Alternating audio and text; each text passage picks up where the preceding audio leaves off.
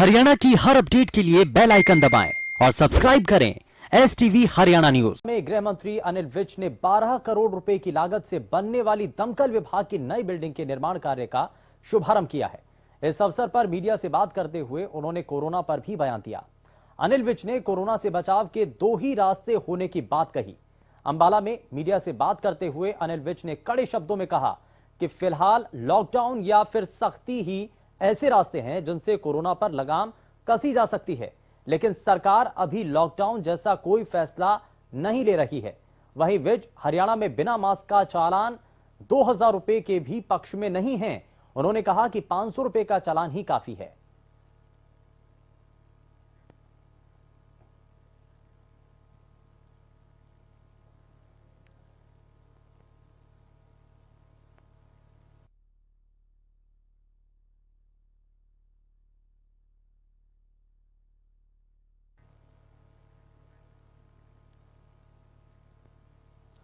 और विश्व मत्स्य दिवस के मौके पर सोहना के एक निजी होटल में मत्स्य पालन का व्यवसाय करने वाले किसानों का राज्य स्तरीय कार्यक्रम का आयोजन किया गया।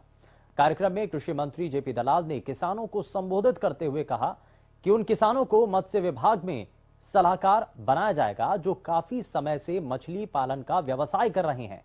कृषि मंत्री ने कहा कि हरियाणा सरकार मत्स्य पालन करने के लिए किसानों को सब्सिडी के साथ ऋण मुहैया कराती है ताकि ज्यादा से ज्यादा किसान मत्स्य पालन करें, लेकिन कुछ किसान सब्सिडी के लालच में ऋण ले लेते हैं लेकिन पूरे तरीके से मछली पालन करने में सफल नहीं हो पाते और मत्स्य पालन को बंद कर देते हैं, जिसके बारे में विभागीय अधिकारियों से संपर्क कर जानकारी हासिल की गई है। प्रदेश सरकार चाहती है कि ज्यादा से ज्यादा किसान मत्स्य पालन को बढ़ावा दें ताकि ज्यादा से ज्यादा बेरोजगार युवाओं को रोजगार भी मिल सके। इसी दौरान जेपी दलाल ने कहा कि किसानों की समस्या को देखते हुए जल्द ही उनका समाधान करने के लिए विभागीय अधिकारियों के साथ बैठक की जाएगी ताकि किसानों को मत्स्य पालन में किसी भी तरीके की कोई परेशानी ना आए।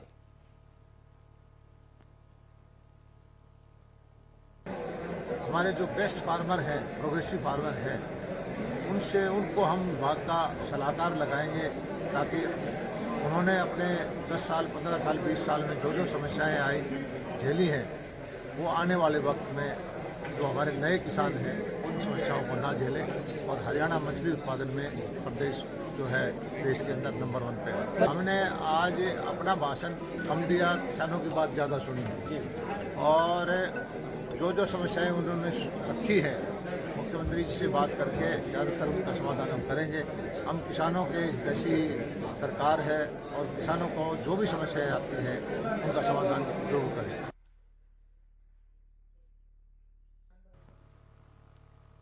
कृषि मंत्री जेपी दलाल ने गांव खराना में प्रगतिशील किसान सुरेंद्र सिंह और कृष्ण कुमार के बेहतर तरीके से काम करने को लेकर खेत में संरक्षित खेती का निरीक्षण किया और इस दौरान उन्होंने कहा कि किसानों को परंपरागत खेती के बजाय बागवानी, पशुपालन और मछली पालन के व्यवसाय को अपनाना होगा जिससे उनकी आय में वृद्धि हो सके। साथ ही आने वाले सीजन से सब्जियों और बागवानी की फसलों का बीमा शुरू किया जाएगा ताकि किसान जोखिम से मुक्त हो सके। किसी भी कीमत पर किसान का अहित नहीं होने देंगे। वहीं शिविर में पहुंचे किसान संदीप ने बताया कि वो यहां पॉली ऑनेट हाउस के जरिए खीरा, बैगन, गोभी, टमाटर खेती को देखने पहुंचे। इससे उनको कम लागत और कम भूमि से लाखों रुपए की आमदनी हो रही है। धनाना गांव के प्रगतिशील किसान सुरेंद्र और कृष्ण के इस नेट हाउस, पॉली हाउस की फार्मिंग देखने के लिए मैं आया हूं और कुछ किसानों को आसपास के उनको भी आमंत्रित किया है कि आधुनिक ढंग से खेती करने से कितना लाभ हो सकता है और भविष्य जो है हरियाणा में इस तरह की खेती का ही है।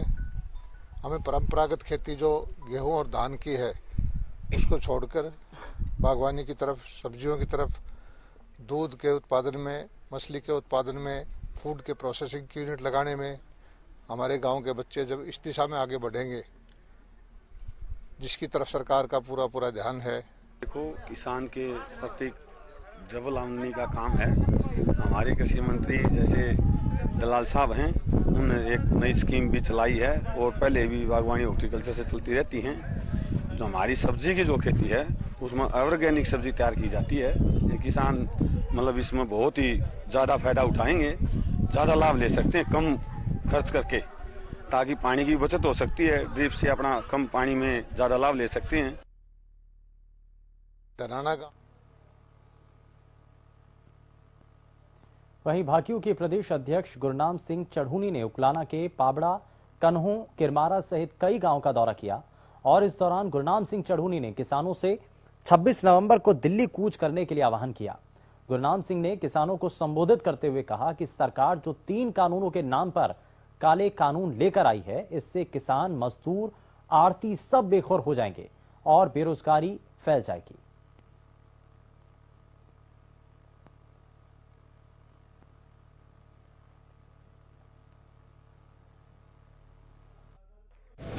छब्बीस तारीख को किसान आंदोलन को एक बड़ा रूप देने के लिए, किसान आंदोलन की एक रूपरेखा बनाने के लिए, दिल्ली कूच करने के लिए, हर जगह न्योता देने के लिए पहुंचे हैं हरियाणा किसान यूनियन के, जो भारतीय किसान यूनियन के प्रदेश अध्यक्ष हैं कि गुरनाम चढ़ूनी जी। आज वो पाबड़ा इलाके में आए हुए हैं, उनसे पूछ लेते हैं कि किस प्रकार की उनकी तैयारियां हैं और किन मुद्दों को लेकर के वो किस लोगों के बीच में जा रहे हैं, कैसा लोगों का उनको रिस्पॉन्स मिल रहा है। सर, हरियाणा न्यूज में स्वागत है आपका। जी बहुत धन्यवाद। ये जो 26 तारीख का कूच कर रहे हैं आप, क्या तैयारियां हैं, किन मांगों को लेकर के इतना बड़ा आंदोलन है? देखिए, बहुत अच्छी तैयारी है। कल मैं जिला फतेहाबाद में था, आज पूरा दिन हिसार में रहा हूँ, कल पूरा दिन जींद में रहूंगा, उसके अगले दिन झज्जर में रहूंगा। बहुत अच्छा रिस्पॉन्स इस इलाके से मिल रहा है। जहाँ भी हम पंचायत जाके गांव में कर रहे हैं, क्योंकि यहाँ का सिस्टम बहुत अच्छा है। यहाँ खाप सिस्टम है, बरादरी सिस्टम है, बहुत अच्छा सिस्टम है, तो बहुत अच्छा रिस्पांस मिल रहा है और यहाँ से भारी संख्या में लोग जो है वो दिल्ली कूच करेंगे। दिल्ली क्या किया जाएगा? दिल्ली जाके क्या रूपरेखा रहेगी? जाम किया जाएगा दिल्ली को? देखिए, अगर हमें दिल्ली में इंटर करने देते हैं फिर तो हम शराफत से वहाँ जाके अपना धरना वगैरह शुरू करेंगे और हमने परमिशन मांगी थी रामलीला ग्राउंड की, जो परमिशन अभी तक दी नहीं है। और अगर हमें दिल्ली में घुसने नहीं देते हैं तो फिर हम ये मानेंगे कि लोकतंत्र की 3 अध्यादेश और इसके अलावा क्या मुद्दे हैं सर? देखिए, 3 अध्यादेश हैं। जो अध्यादेश इनको कहेंगे राष्ट्र विरोधी काले कानून कहेंगे, इनको वापिस ले और MSP में फसल खरीद की गारंटी का कानून बनाए।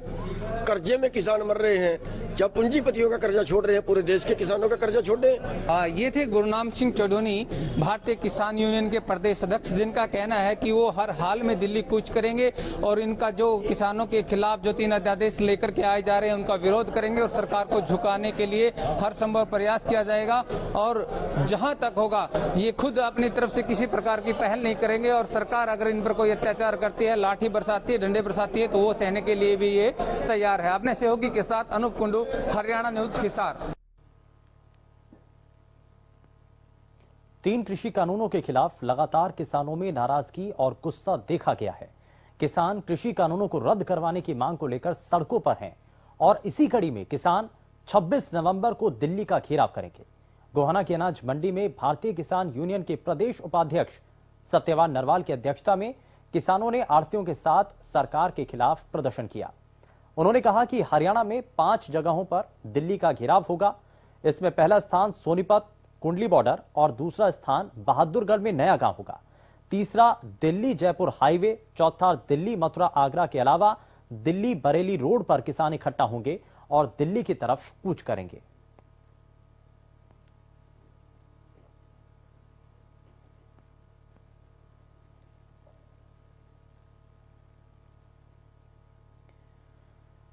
और आपको लगातार हम जिस तरीके से तस्वीरें दिखा रहे हैं, कृषि कानूनों के विरोध में किसान संगठनों ने दिल्ली में कूच करने की तैयारी की है और साथ ही साथ इसको लेकर के अलग अलग समय पर इससे पहले भी लगातार जानकारियां जुटाई जाती रही हैं। तो इन सब चीजों को लेकर के अब ये साफ किया जा रहा है कि किसान संगठन सड़कों पर उतरे हुए हैं। फतेहाबाद और प्रदेश के बाकी हिस्सों में भी किसान सम्मेलन आयोजित किए गए हैं और इस सम्मेलन में सैकड़ों की संख्या में किसानों ने हिस्सा लिया है। किसान सम्मेलन में काफी संख्या में महिलाएं भी शामिल हुई और इस सम्मेलन में दिल्ली के घेराव को लेकर रणनीति बनाई गई, आगामी चर्चा की गई। किसानों ने सम्मेलन में पगड़ी समाज जट्टा किसान का नाम दिया। सम्मेलन के बाद किसानों ने फतेहाबाद शहर में मार्च निकाला। सम्मेलन में किसान संगठनों के कई बड़े हरियाणा और पंजाब के नेता शामिल हुए। पत्रकारों से बातचीत में किसानों ने कहा कि दिल्ली कूच के दौरान जहां भी उन्हें रोका जाएगा वहीं किसान डेरा डालेंगे। किसानों का कहना है कि दिल्ली कूच के लिए वो तैयार हैं और लेकिन वापस आने की इस दौरान कोई तारीख नहीं। किसान अपनी बात मनवाकर वापस लौटेंगे। किसानों के डर के कारण ही दिल्ली में कोरोना फैल रहा है।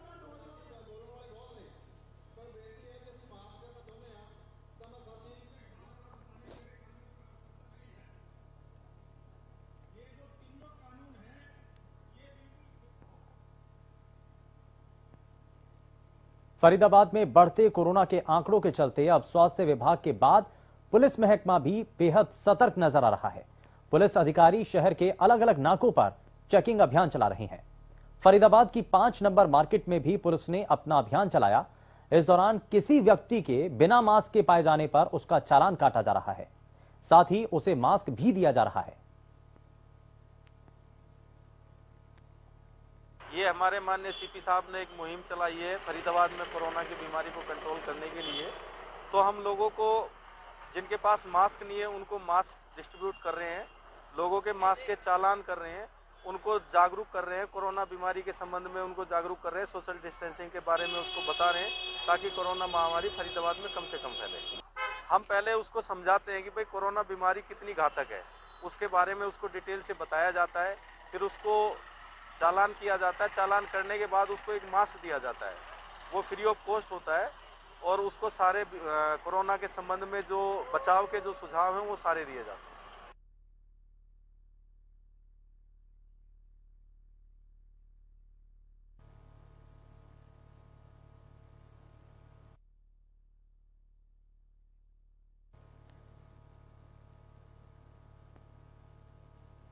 और दिल्ली में लगातार बढ़ रहे कोरोना के मामलों को लेकर हरियाणा में जिस तरीके से स्थिति है उसको लेकर के लगातार तस्वीरें सामने आ रही हैं।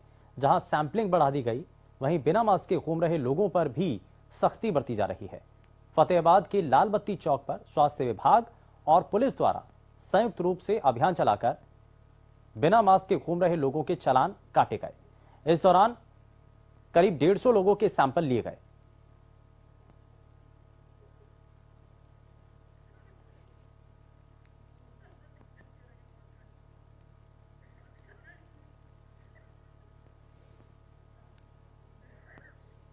टीम आई हुई यहाँ पे, हम सैंपलिंग कर रहे हैं रोजाना, कम से कम 150 से 200 सैंपल ले रहे हैं रोज। और बिना मास्क वालों के और बिना जो रखते हैं मतलब उनके सैंपल ले जा रहे हैं और चालान भी काटे जा रहे हैं। तो शहर के मुख्य चौराहों पर कर रहे हैं जी आप? हाँ जी सर, जैसे ये लाल बत्ती हो गया, बस स्टैंड हो गया, सब्जी मंडी हो गया, इन जगहों पर। तो आने वाले दिनों में भी अभियान जारी रहेगा जी? हाँ जी सर, जारी रहेगा बिल्कुल।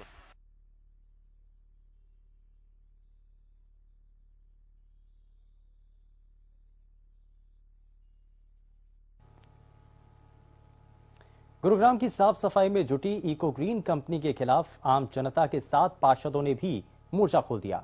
दरअसल गुरुग्राम नगर निगम ने गुरुग्राम की सफाई व्यवस्था को दुरुस्त करने के लिए इको ग्रीन कंपनी को ठेका दिया, जो कि शहर की सफाई व्यवस्था पर ध्यान देती है और घरों से कूड़ा इकट्ठा करती है, जिससे आम नागरिक तो सफाई व्यवस्था से परेशान हैं ही, अब पार्षद भी इको ग्रीन कंपनी से परेशान हैं। लेकिन गुरुग्राम निगम के 35 पार्षद इको ग्रीन को हटाने में नाकाम साबित हो रहे हैं, जबकि गुरुग्राम निगम सदन की बैठक में सभी पार्षदों की सहमति से इको ग्रीन कंपनी का ठेका रद्द करने की मांग उठाई थी। इतना ही नहीं, मुख्यमंत्री ने भी खुद कंपनी की लापरवाही को देखते हुए 25 लाख रुपए का जुर्माना लगाया था, लेकिन उसके बावजूद भी इको ग्रीन कंपनी ने शहर की सफाई व्यवस्था पर ध्यान नहीं दिया। अब पार्षद भी इसके खिलाफ लामबंद हो गए। गुरुग्राम नगर निगम भले ही सफाई के नाम पर लाखों करोड़ों रुपए खर्च रही हो, लेकिन उसके बावजूद भी गुरुग्राम में शहर में गंदगी के आलम तस से जस बने हुए हैं। आप देख सकते हैं इस समय मौजूद हूँ सेक्टर 12 के उस इलाके में जहां नगर निगम द्वारा सफाई जरूर कराने के वादे किए गए थे, लेकिन अभी भी आप देख सकते हैं कितनी गंदगी यहाँ नजर आ रही है। और ये वह जगह है जो गुरुग्राम बस स्टैंड और सिविल हॉस्पिटल को कनेक्ट करती है, लेकिन उसके बावजूद भी कितनी गंदगी है इससे ही आप अंदाजा लगा सकते हैं। लेकिन जो छोटे दुकानदार या फिर रेहड़ी पटरी वाले हैं, उनका साफ तौर पे यही कहना है कि खुद नगर निगम के जो लोग हैं वो यहाँ कूड़ा डाल के जाते हैं, मजबूरन इनको यहाँ इतनी जो दुकानें लगानी पड़ रही है। हालांकि इतनी बदबू और बीमारी यहाँ से फैल रही है।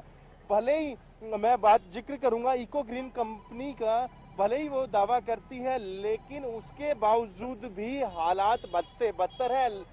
इसका विरोध नगर निगम की मेयर टीम और तमाम पार्षदों ने हाउस की मीटिंग में भी किया था, लेकिन उसके बावजूद भी उसके ऊपर कोई एक्शन नहीं लिया जा रहा।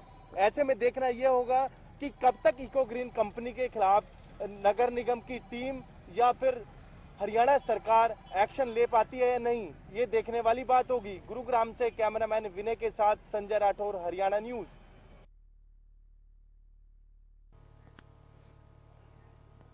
गुरुग्राम में नगर निगम द्वारा प्रॉपर्टी टैक्स अदायगी न करने वालों के खिलाफ जल्द ही कार्रवाई की जाएगी। इसके लिए 65 प्रॉपर्टी की लिस्ट तैयार कर ली गई, जिसे दिसंबर के पहले हफ्ते में नीलाम किया जाएगा। इन प्रॉपर्टी धारकों पर सरकार ने छूट दिए जाने के बाद लगभग 5 करोड़ रुपए का टैक्स बकाया है।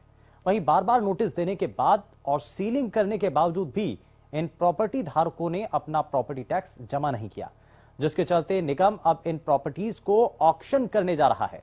पिछले साल के मुताबिक इस साल के 8 महीनों में ही निगम ने प्रॉपर्टी टैक्स से 176 करोड़ रुपए वसूले, जबकि पिछले साल 168 करोड़ रुपए वसूले गए थे। हालांकि सरकार ने भी कोरोना के चलते प्रॉपर्टी टैक्स में दी गई छूट की 31 दिसंबर तक तारीख बढ़ा दी है।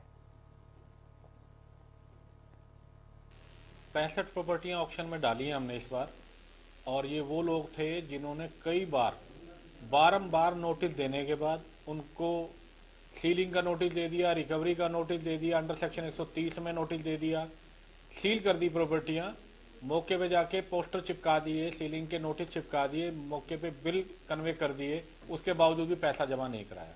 वो प्रॉपर्टियां थी जिनको ऑक्शन में ले गए। 5 करोड़ से ऊपर इन पे प्रॉपर्टी टैक्स बकाया है, जो कि ब्याज वगैरह खत्म करने के बाद है। यदि हम सारा ब्याज वगैरह जोड़ दें तो शायद 10 करोड़ से ऊपर जाएगा ये, लेकिन ब्याज खत्म करने के बाद भी 5 करोड़ से ऊपर का बकाया है, जो इन 65 प्रॉपर्टी से हमने रिकवरी। झज्जर के पीडब्ल्यूडी रेस्ट हाउस पर किलढोद गांव में गुस्साए ग्रामीणों ने धरना देकर प्रशासन के खिलाफ गुस्सा जाहिर किया। दरअसल 16 तारीख को किलढोद के रहने वाले एक शख्स ने पुलिस में अपनी नाबालिग बेटी की गुमशुदगी की रिपोर्ट लिखवाई थी। पुलिस ने मुस्तैदी दिखाते हुए नाबालिग को ढूंढ निकाला था। नाबालिग को कोर्ट में पेश किया गया, जहां कोर्ट में पुलिस को आदेश दिए कि नाबालिग को CWC के आगे पेश किया जाए। पुलिस जब नाबालिग को लेकर CWC के दफ्तर पहुंची तो दफ्तर में कोई अधिकारी मौजूद नहीं था, जिसके बाद गुस्साए परिजनों ने पीडब्ल्यूडी रेस्ट हाउस के बाहर धरना दिया। परिवार की मांग है कि उन्हें उनकी बेटी सौंप दी जाए, लेकिन नाबालिग सोमवार तक पुलिस की निगरानी में ही रहेगी।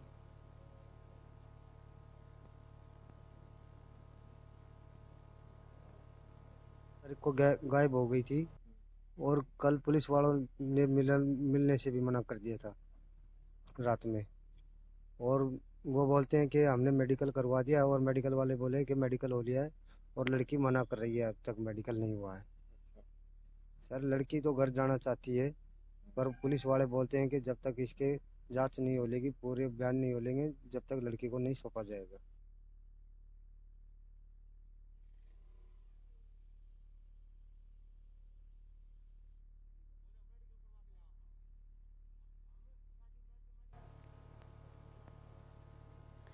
और हर्ष फायरिंग करते हुए एक वीडियो सामने आया है।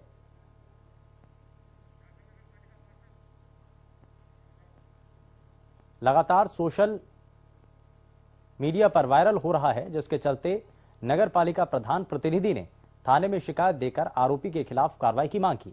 पुलिस ने शिकायत के आधार पर आरोपी के खिलाफ अलग अलग धाराओं के तहत मामला दर्ज कर जांच शुरू कर दी है।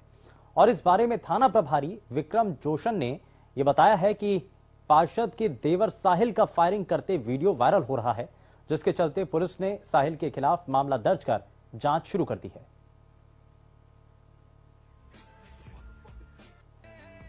रमेश कुमार इसमें मुद्दई, जिन्होंने एक दरखास्त हमारे पेश की कि साहिल मित्तल ने 16/11/2020 को अपनी छत पर चढ़कर फायरिंग की। जो ये फायरिंग कोई भी आदमी अगर अपने लाइसेंसी रिवॉल्वर या बंदूक से भी चलाता है तो आज सुप्रीम कोर्ट के बाद इस अनुसार गैर कानूनी है।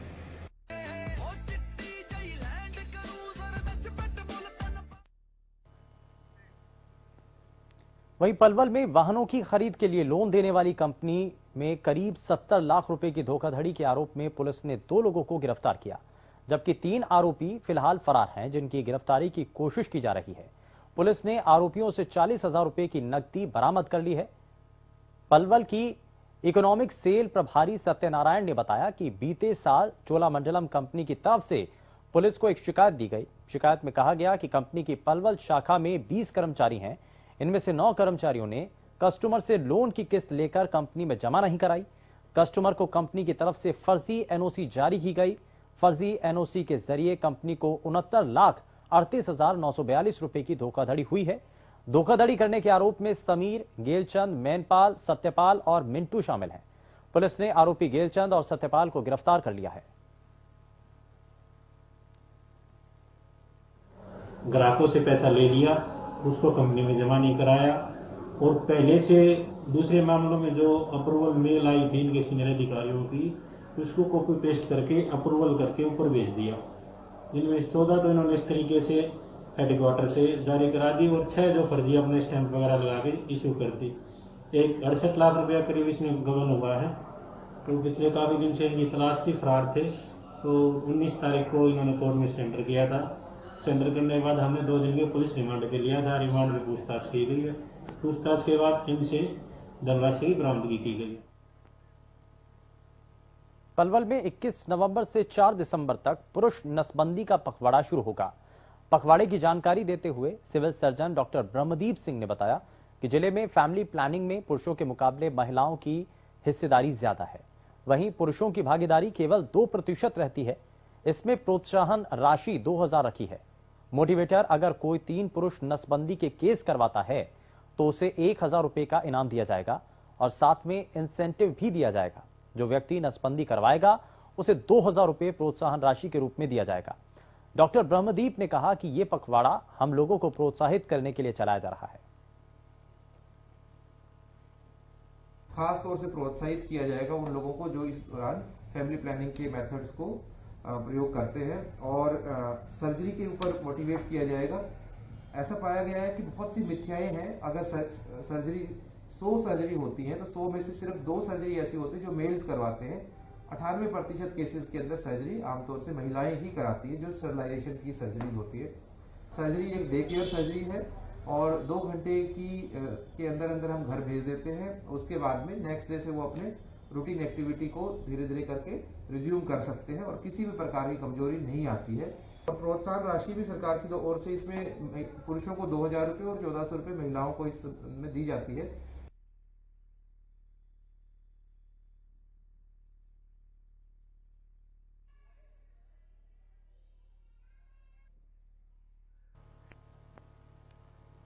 फिलहाल के लिए बस इतना ही, लेकिन जाने से